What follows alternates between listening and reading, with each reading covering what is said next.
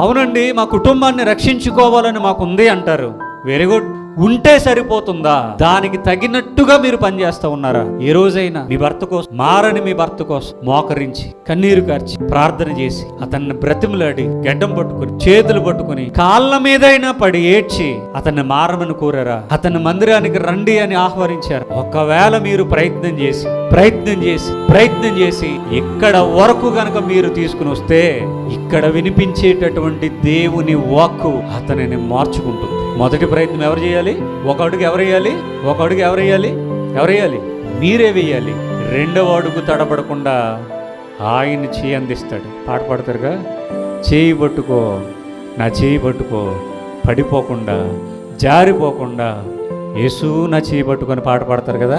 మొదటి అడుగు మీరేయండి, రెండవ అడుగు ఆయన సహాయం చేస్తాడు. జారిపోకుండా పడిపోకుండా. మీరు గనక ప్రయత్నం చేయలేదనుకోండి, నిజంగానే మీ కుటుంబ సభ్యులు జారిపోతారు, పడిపోతారు. ఒకానొక దినాన్ని ఆయన మిమ్మల్ని అడుగుతాడు, మీరు మాత్రమే రక్షణలోనికి వచ్చారు, నీ భర్తను కాపాడుకోవాలని నీకు లేదా? నీ భార్యను కాపాడుకోవాలని నీకు లేదా?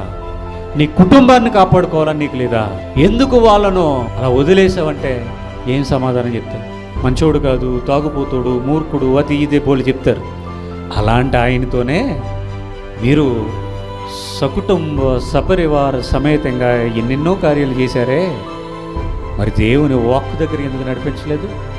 ప్రయత్నలోపం. మీరు ప్రయత్నం చేయండి, కన్నీరు కార్చండి, ప్రేమగా చెప్పండి, బ్రతిమలాడండి.